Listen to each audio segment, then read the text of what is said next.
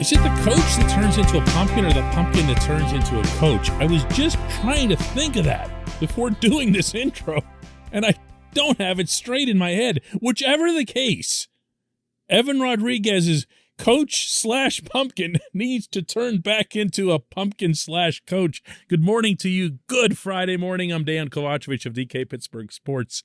This is Daily Shot of Penguins. It comes your way bright and early every morning. Every weekday morning, if you're into football and or baseball. I also offer up daily shots of Steelers and Pirates where you found this.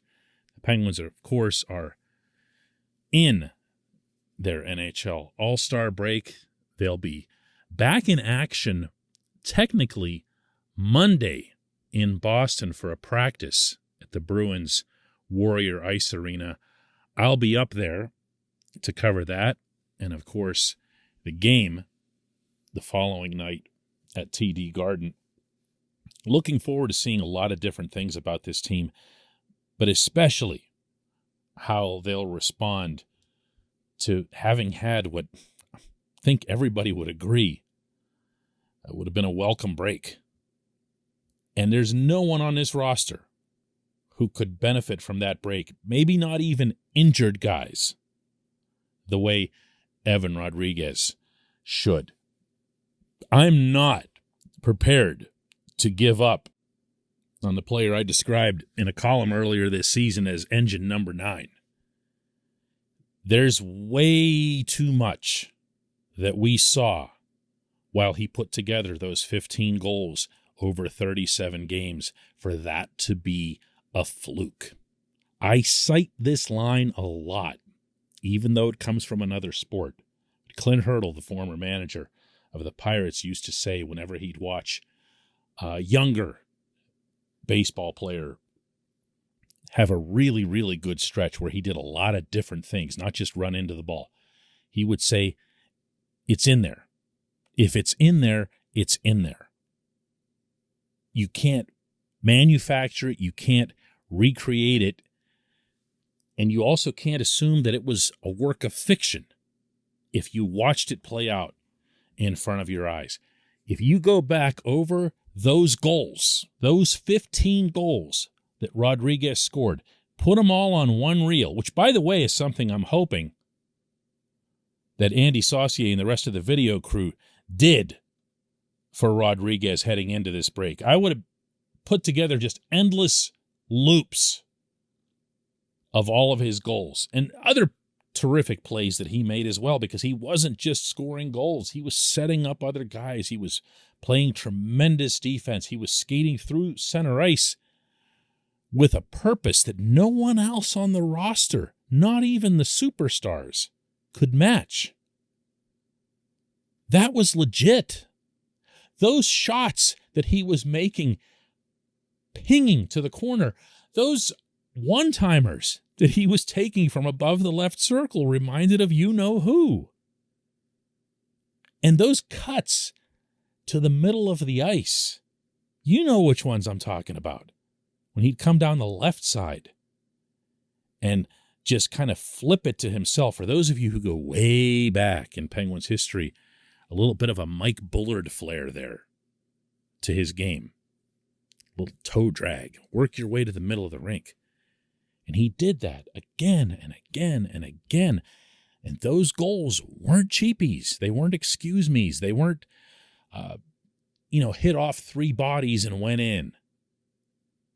They were real. So was what he did. But one thing, changed, and I think I figured out what it is. This portion of Daily Shot of Penguins is brought to you by the good people at the Greater Pittsburgh Community Food Bank, where they're committed to providing food for all of our neighbors in need across Western Pennsylvania. They, in turn, need your help. Find out how $1 can be turned into 5 full meals for those in need. Visit pittsburghfoodbank.org. Evan Rodrigues has now gone 13 games without a goal. 13 games. Dude was absolutely ablaze for 3 months, and he's gone 13 games without a goal. The statistic that jumps out in my looking over this more than any other is the one that you might expect, and that's shots on goal. In those 13 games, he's put only 30 pucks on net. That's an average of 2.31 per game. And that was okay for old Evan Rodrigues. But if you go back to his previous 13 games, meaning the 13 games before this slump, he registered 57 shots on goal, almost double. Almost double. 57 versus 30.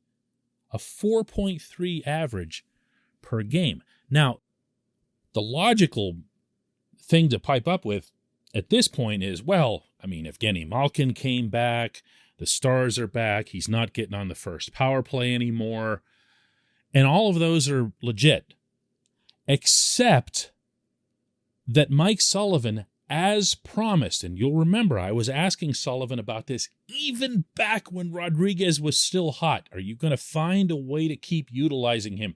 Are you going to find a way to make sure that he doesn't get buried or feel less important to the process? And Sullivan said yes, enthusiastically, emphatically, and he followed through as much as is reasonable. Rodrigues has been in the top 6 in some form, skating alongside Malkin. He's gotten time on the second power play unit. He's gotten opportunities on that second unit. Just hasn't finished them. And when I watch him, when I isolate on him in covering these games, what I'm seeing right now is a player who is at the opposite of what he himself had said before had been his greatest strength, and that was being confident. Whenever anybody covering this team would ask Rodrigues, how's this happening? Meaning the good stuff. He'd always come right back with confidence and opportunity. Well, opportunity's a little more limited, and everyone knew that it would be. But the confidence part, I'm seeing him bypass shots that he shouldn't be bypassing. I'm seeing him, and this happened the other night in the Washington game, where he did one of those cuts across the center of the Washington zone that I was just describing. He did one of those and did it pretty well and put himself into a shooting position and then didn't shoot. Then he just kept skating and then kind of went around behind Ilya Samsonov's net, and the play ended up evaporating.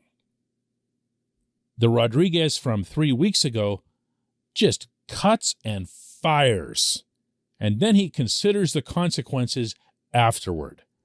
That's what this player needs to get back to doing. He needs to start gunning. He's not a naturally selfish player, so it's not going to come easily.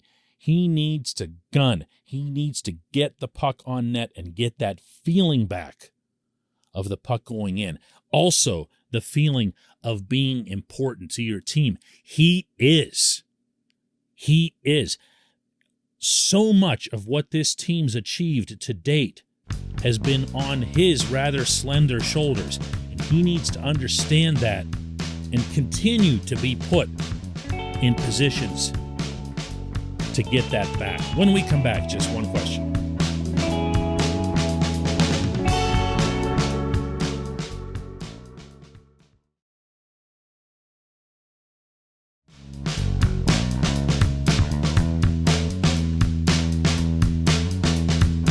Welcome back. It's time for Just One Question. That's brought to you always on this program by Fubo TV. The monthly cost of cable is over $200. Fubo TV is $65 a month to watch all the same channels, including AT&T Sportsnet Pittsburgh. And right now, Fubo TV is offering our listeners of this show a 7-day free trial and 15% off your first month. Just go to FuboTV.com/DK. FuboTV.com/DK. And today's J1Q comes from Gene Padden, who says, DK, Kasperi Kapanen, and Jason Zucker are unreliable at best. Does this turbulent second line play into Gino's contract discussions? Don't the Penguins owe Gino something better if he's going to extend for a few more years, maybe solidify Jeff Carter and Radim Zohorna with him. You're going to see Zucker back with Gino whenever he comes back. I happen to be with you on the Carter thing, and I have been for a while, including back before Gino had returned to the lineup. One of the things that I'd suggested, and it was right here on this show, was that Carter would be your second line right winger. There's a lot to like about that situation. You're adding size. You're not forfeiting speed really at all. Kapanen's the fastest player on the roster, but Carter can move.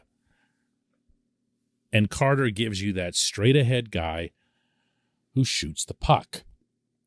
And Gino has always done well with that.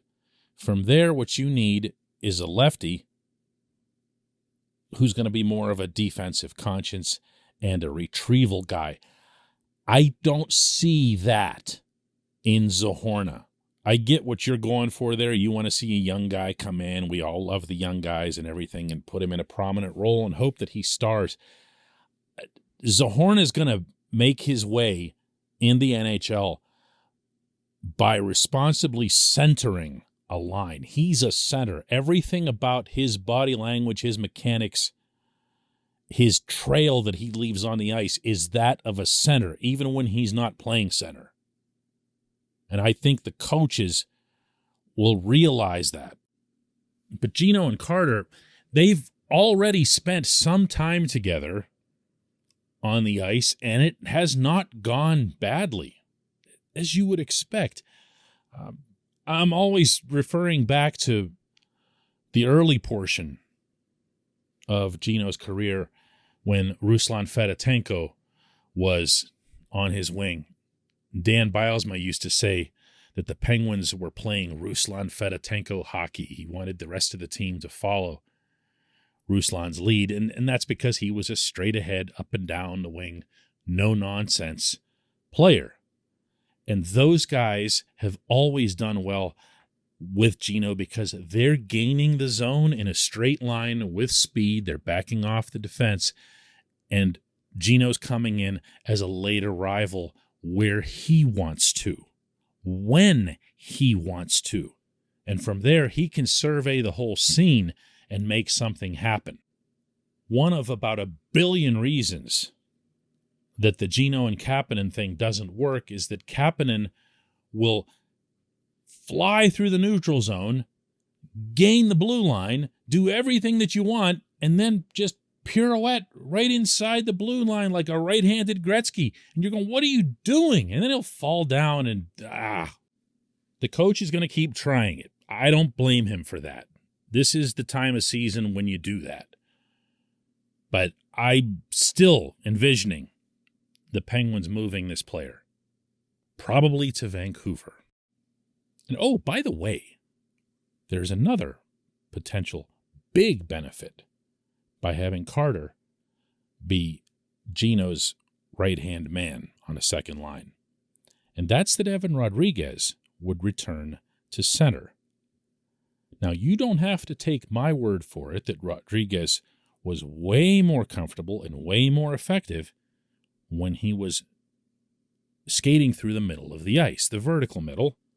You can take it directly from Sullivan in an answer that he gave me a handful of weeks ago, again, when things were going really well for Rodrigues, and he pointed out, without my bringing it up, that this is a player who belongs at center ice. And that's impressed the coaches maybe more than any other aspect of his game, including the finishing at the time. Well, how about getting back to that too? Not to reprise the whole first segment, but they need that guy, and they need him beginning next week in Boston. I appreciate the question. I appreciate everyone listening to Daily Shot of Penguins, and we will do another one Monday from Boston.